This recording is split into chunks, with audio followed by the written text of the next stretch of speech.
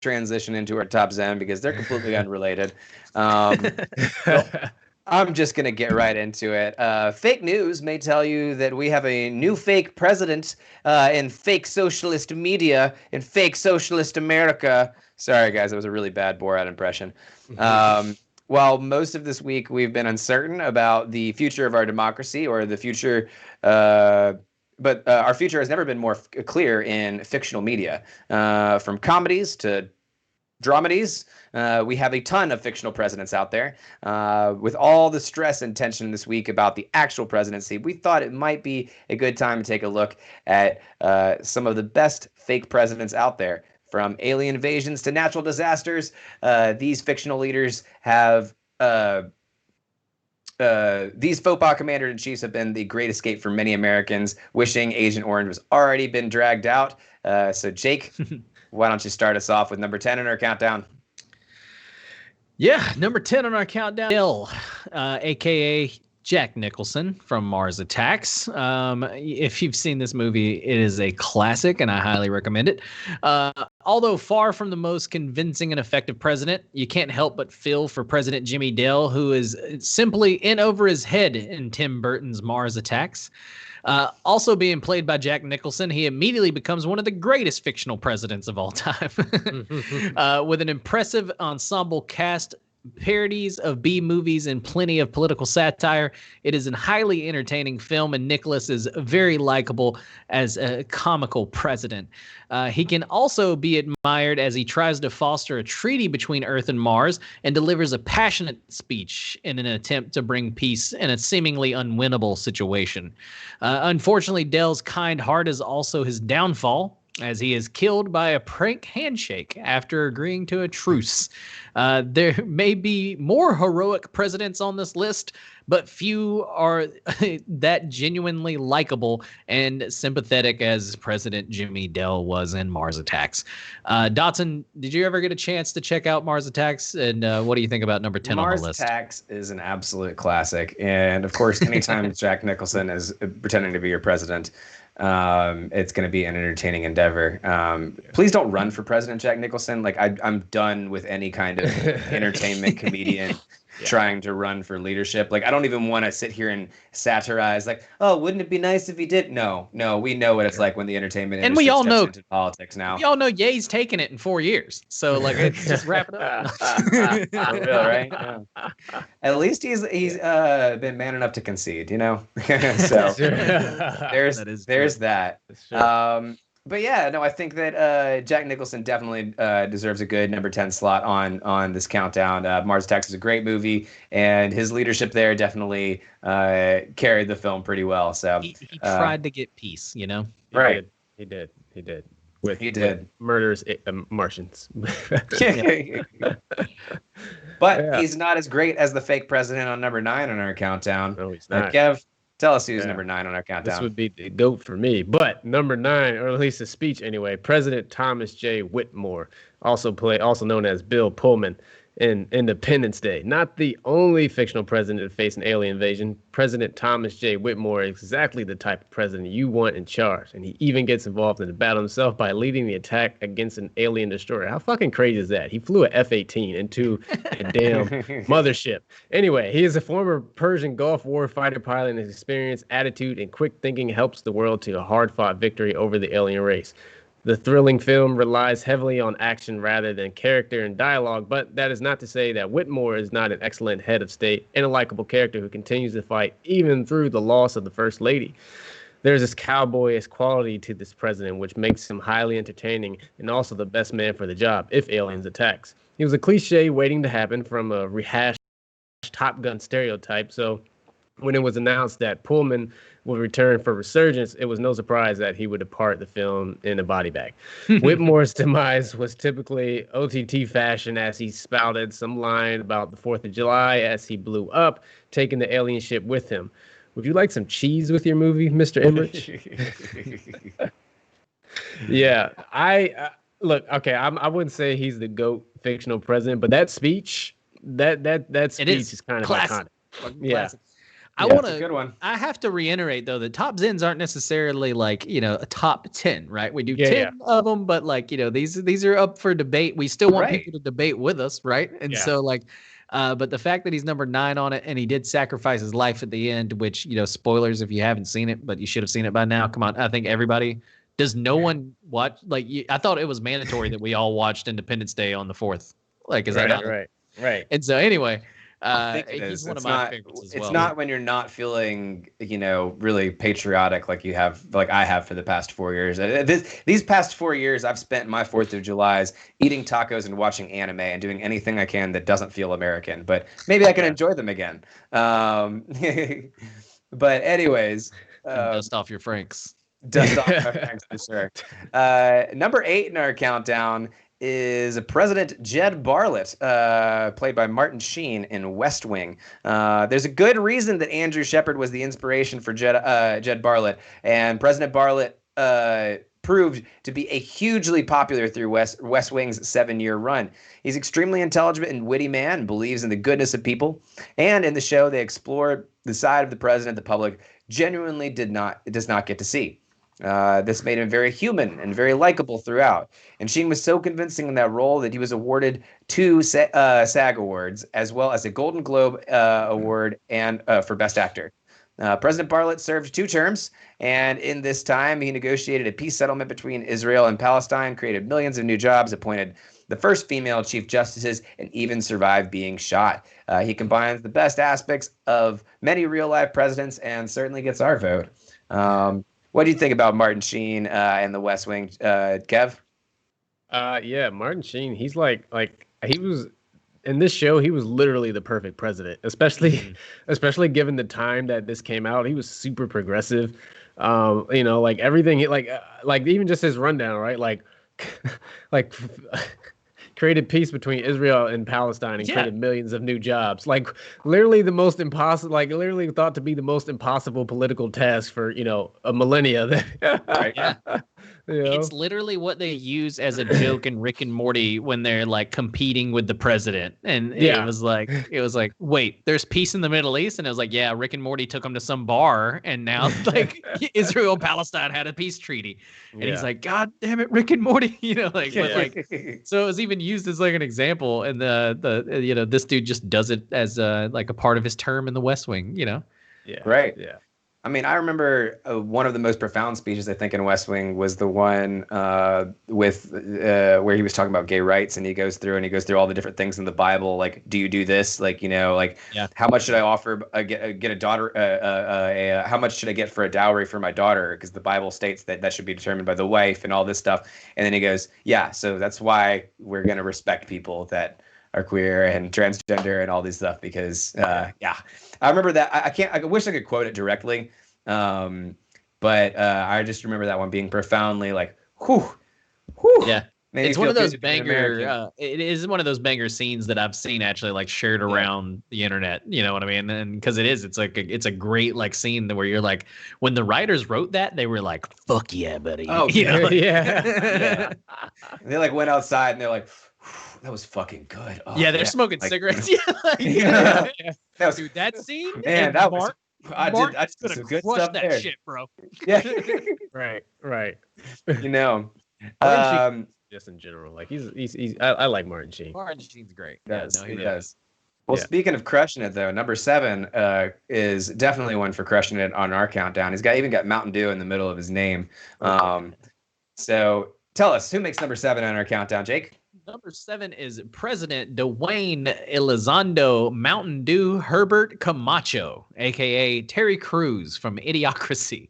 While we are sure that Trump has some skeletons in his closet, it's doubtful that he's ever been a porn star / wrestler, which honestly, he may be a porn star / wrestler. Yeah.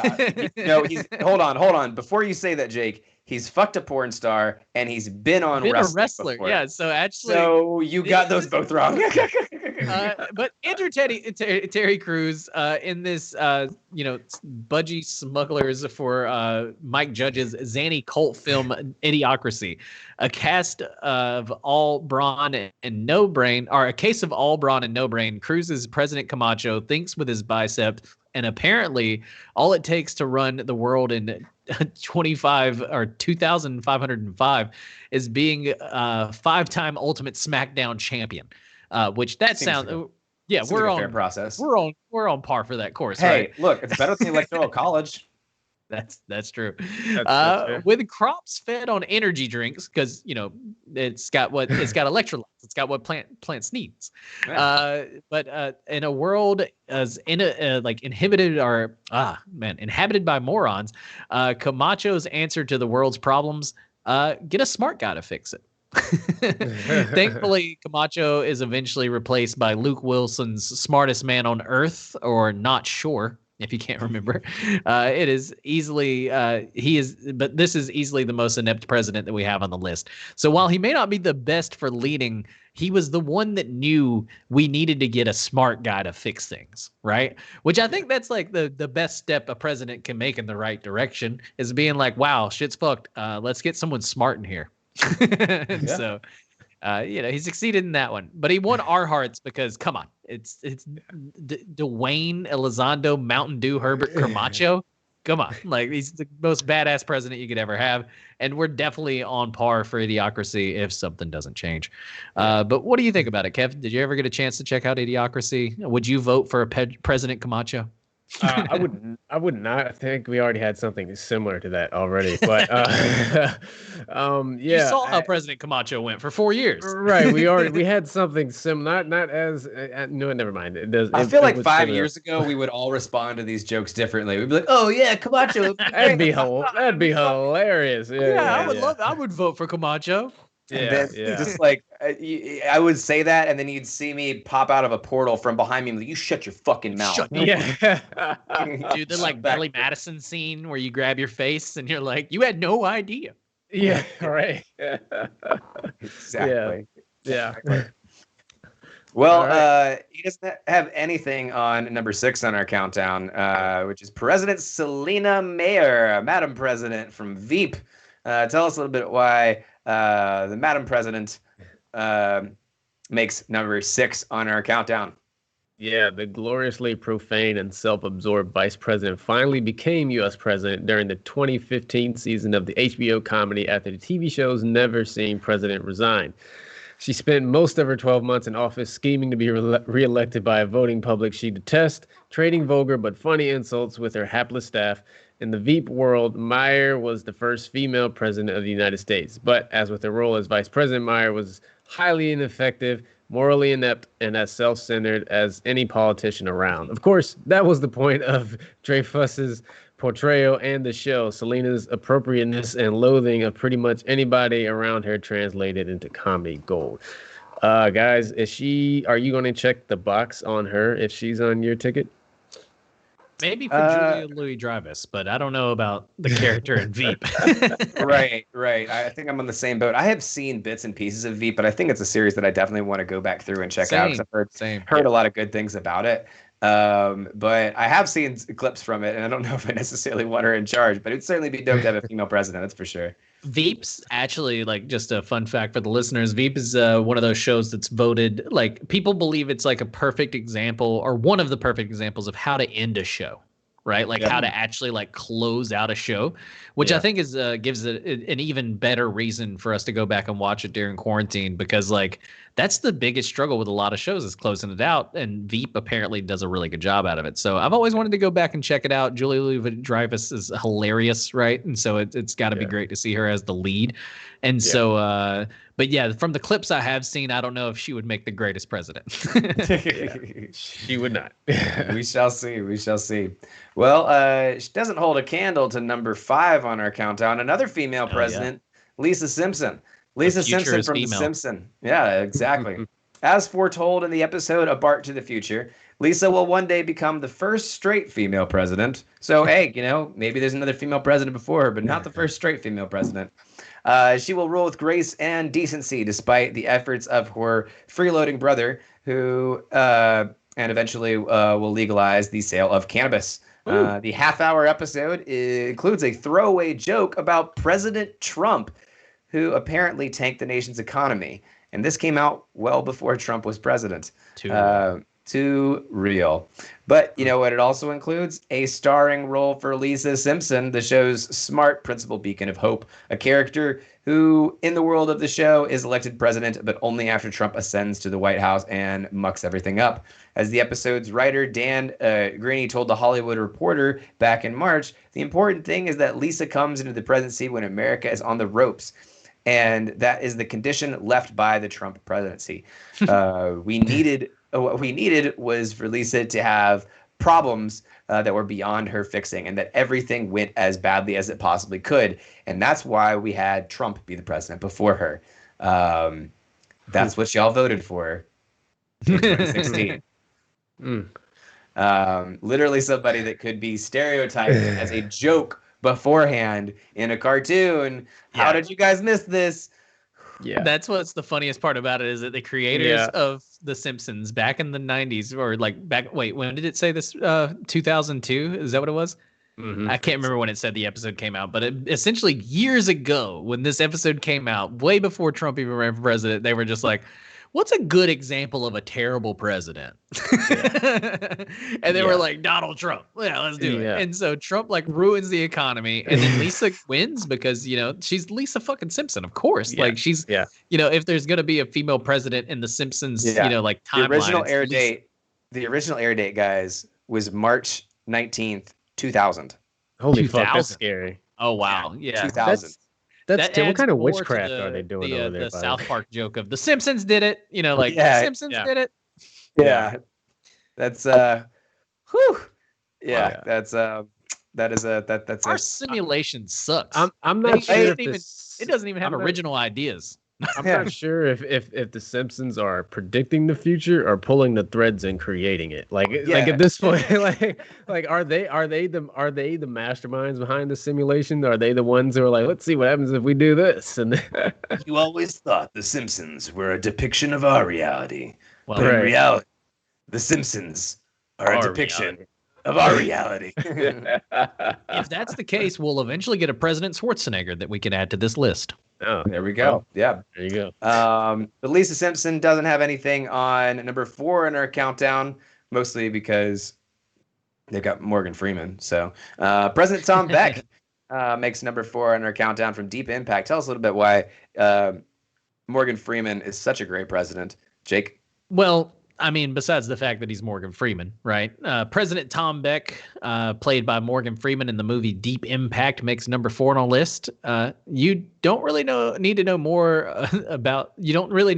than the fact that President Tom Beck is played by Morgan Freeman, who would certainly have many votes as the head of state if he were to run today.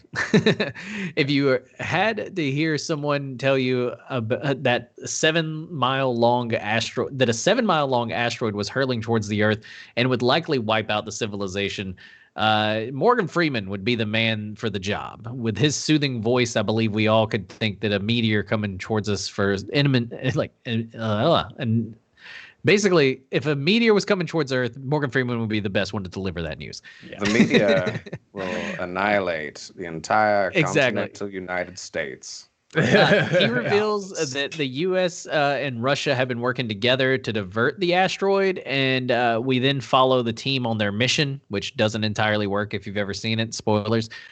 He makes a few other than what would be terrifying addresses throughout the film before a powerful final speech, leaving the crowd hanging on every word. And so, long story short, if we were all living on this crazy rock and a meteor was about to come and annihilate all of us, Morgan Freeman would technically be the best person for that job, you know, to help us go into that dark night.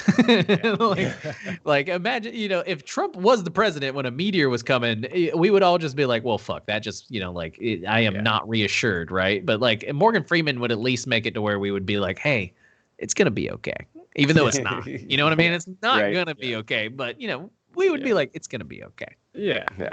I think so. I think, you know, like as my friend said, my friend Jamal once said, there are 3 people that when they grab a microphone and speak, you stop to listen. It's Barack Obama, Randy Moss, and Morgan Freeman.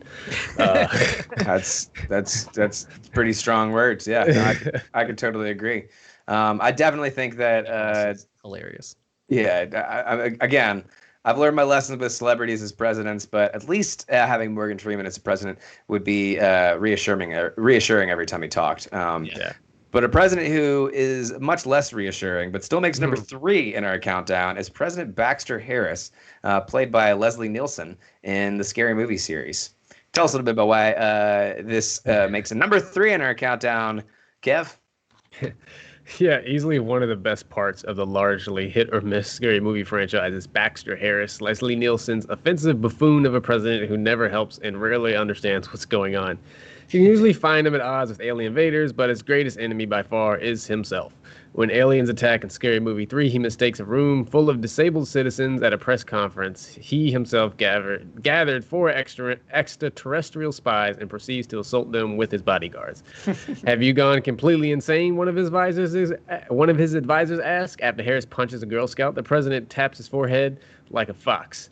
In the next film, he claims his engineers at the Pentagram have reverse engineered an alien weapon so it can be used against the invaders. He then discovers that the opposite of a beam that vaporizes you and leaves your clothes isn't one that vaporizes aliens as expected, but one that vaporizes your clothes and leaves you. Oh, and it happened at a UN conference, now filled with screaming nude diplomats from all over the world. Sadly, we can only rate President Harris for pure entertainment value, but that's better than nothing, we think. Yeah. And, with how old Joe Biden is, that might not be the only President Harris we have. Yeah. That was a market joke. Hey, now, cut out the malarkey. Let him I'm become over here, president Joe. first.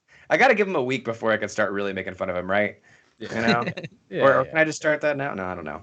But anyways, always make fun of anyone running the government at any time. It's our duty as taxpayers. It comes with the job. Yeah. Yeah. Exactly. Well, I do remember President Harris from the Scary Movie series. He was an absolute buffoon. But I mean, it's kind of synonymous with the series. Right. Yeah. Everyone was a buffoon. You got thoughts? Oh no, I love anything with Leslie Nielsen. Like, I think he's just great in everything that he's in. And if he was the president, like it says, while I wouldn't be rating him on his foreign policy, that entertainment value's there, like and I can clearly remember it being favoring these politicians for entertainment value. I'm telling you, we're gonna be back where we were. That's the greatest part about it, though. It's a popularity contest. It's supposed to be. For sure. It's true.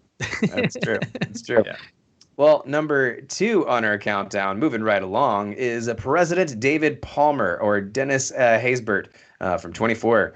The charismatic and honorable, with a voice almost as reassuring as Morgan Freeman, President David Palmer is a fan favorite from the hit action comedy series 24. He is the second protagonist behind Jack Bauer, played by Kiefer Sutherland, and often has to make the difficult call in the face of adversity. He has great faith in Jack, but he has no problem confronting him. It is clear that he has values, and he and Jack have a great respect for one another, which is evident throughout each season. He survives an assassination attempt and has serious problems with his family, including a divorce, faces multiple terrorist threats, and has a critical nation, and has a charismatic character with principles.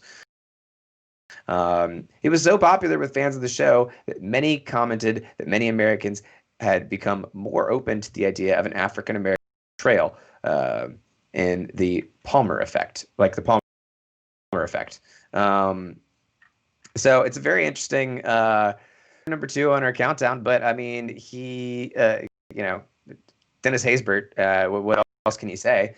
And he's definitely got that effect. I could see why it made people feel people became more comfortable with the idea of having an African American president. Don't know why you're uncomfortable with it in the first place, but like Dennis Halpert can definitely make you feel comfortable with it. That's for damn sure. What are your thoughts, Kev? Yeah, Dennis Haysbert can make you feel comfortable with anything, even like traffic accidents, right? Like just hearing his voice makes me want to sign up for Allstate insurance. He's just, I think, it's just He represents everything you want, I guess, from a president. Someone who, one, speaks well and has like upstanding character, which really seems like kind of the basics. But I mean, the way he just, yeah.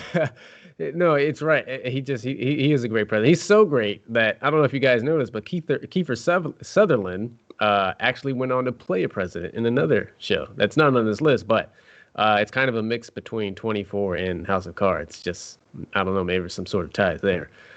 Interesting. Yeah. Very interesting. Very interesting. But not quite as interesting as number one on our countdown, President James Mehal, Harrison Ford from Air Force One. Jake, why does Harrison Ford make our number one president on our list of fake presidents here?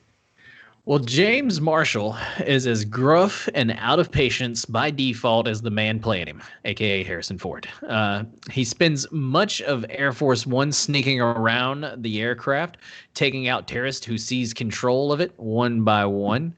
Total badass, right?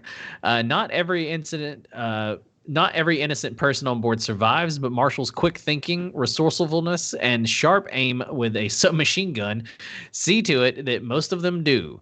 And that Igor Koshev or something Russian, played by Gary Oldman, has planned to kidnap the president along with his staff and family and extort the U.S. government are all essentially ruined. But neither that nor Ford's thoroughly cool "get off my plane" line sneered at Oldman before strangling him with a parachute and tossing him off of the hangar would land him on the list. The Kajik director at the center of the story is only, or the Kajik dictator at the center of the story is only imprisoned at all because Marshall has ordered his capture in the beginning of the film. Afterwards, he refuses to accept the praises that are being heaped on him by allies, citing that it was his failure to act sooner that could have helped save countless lives. It's time for you to be afraid, he says to dictators everywhere, summarizing his new zero-tolerance approach for human rights abusers. And that's why he's here, for recognizing that America is at its best when it stands up to tyrants. And so, hail to the chief. That's why James Marshall, played by Harrison Ford in Air Force One, is number one. He saved an airplane full of fucking people, number one. Yeah. Was straight up shooting Terry's himself. He was Draxing them scouts. Okay. And I love that Key and Peele sketch, by the way. Anyway, shout out. But he was, and so like, that's why he makes number one for me. He's Harrison Ford, first off, which would be a badass president. Right. And then the fact that he saved a whole airplane full of people. And then after he got off of it, he was like, you know what? No, dictators, they're fucking, we're done. We're done with those. Yeah. We're done living in a world with them. America, look, we just made a decision. We just had an election here, but put either of these candidates in an Air Force One situation. All right, look. Biden probably will be shitting his pants too. Some Terrys. Okay? He's at least going to try to punch them. He probably will miss and fall off the plane himself. But Donald Trump, he's going to be in the back pissing himself, and we all know it. That's how that would go. It would be It wouldn't be like get off my plane. Like get off my plane. Like not even that. He would be locked in the bathroom, and he would be going, I'll pay someone $100 to get these terrorists off the plane. Can anyone else? Right. Rudy Giuliani comes up out of the toilet. I'll do it, Mr. President. But he's such like a badass president that he made me believe. Like I remember watching this movie as a kid and like, wow, can all presidents do this? And then sadly, I realized that wasn't true. But I mean, that's just how impactful I think Harrison Ford was as President James Marshall. Taking that traumatizing experience and then using it to go after dictators and kind of using that good experience and being like, now dictators and human rights abusers, it's time for you to be afraid. Those are the kind of aspirations that we should definitely aspire to in our fictional presidents. That's some leadership shit right there. You save a whole plane full of people and then you land it and everybody's like, holy shit. So the president, saved everybody on board essentially. And you're like, yeah, but that's not a big deal. The big deal is that, dude, dictators, we're 86 in them. Yeah. Like, we are done with dictators, baby. And they're just like, where is this coming from, Mr. President? And he's like, that whole thing was done by a dictator. So I'm killing, like, we're dropping. We're done with them. Yeah, So, I had a life experience that's changed my perspective on things. Right. You know, so human rights. exactly. All it takes is for your president to almost get abducted for them to take human rights seriously. You just need an Iron Man-esque origin story, and then you can expect decency out of your civil servants. Exactly. But speaking of a lack of decency, we do have a dishonorable mention. Kev, tell us about our dishonorable mention. Yeah, so dishonorable mention, Kevin Spacey, Frank Underwood, House of Cards. A fantastic Machiavellian anti-hero. Frank Underwood is not a man that you would want as head of state, but this only makes him a more fascinating and entertaining character. Through cunning, manipulative, and conniving behavior, Underwood climbs to the ranks and becomes vice president. He then murders a reporter to cover his tracks and orchestrates the president's downfall before succeeding him as president at the end of season 2. Underwood's actions are incredibly shocking and underhanded, making him a menacing and frightening character that is straight up evil. However, this is all hidden behind his southern charm, which only makes him more intriguing and a thrilling character. Kevin Spacey is the perfect fit for the role and has helped to create one of the greatest modern TV characters, and his portrayal rightfully earned him a Golden Globe and several nominations for other awards. Too bad Spacey also had to go and be a sexual predator. Yeah, too bad that he got the experience from being this evil from being fucking evil. Yeah. Apparently he was pulling from something within. He played himself as president. And since he's been canceled from this, he has had a lot of lawsuits that have dropped mysteriously. Yeah. He's also sent out menacing videos where he's been incredibly creepy. Yeah. And turn himself into a real live version of this villain. So he gets a dishonorable mention for and he only gets the mention because come on, the first 2 to 3 seasons of House of Cards, you're like Frank motherfucking Underwood, like you're like that dude, like it was such a great show, and it's just one of those things where like not only did the show start to suck, but then Kevin Spacey started to suck, or we at least found out that Kevin Spacey sucked. Kevin Spacey apparently always sucked. We just didn't know it, right? Right. And so it's like, now that we do, we have to dishonorably mention that, Kevin Spacey was great in House of Cards. Yes. But, that's why he's got a big red X over his face at the end. He was impeached off the list. He got impeached. Yeah. If he wouldn't have been a sexual predator, he would have made this list today. But he didn't make this list. He made a dishonorable mention. Right. Exactly. He didn't make this list. He tried to have Rudy Giuliani defend him, and it didn't work. Anyways, that will wrap it up for this episode of Geek Life. We hope you've enjoyed everything you see today. Remember, if you want more Geek Life, you can always follow us on Twitter or Twitch. We also have a YouTube page, which you're live on right now. We have a Facebook page, which we'll be live to soon at some point. You can also find us on Spotify now. The first, I believe, like 10 episodes we have on Spotify right now. Let me check real quick. Open your ears. How many episodes we have exactly. It's like this, but just the audio. Yeah. So, like, if you're listening to it right now in the future, you're not seeing me, but you're hearing me. We've got like 9 to 10 episodes up on Spotify right now that you can check out.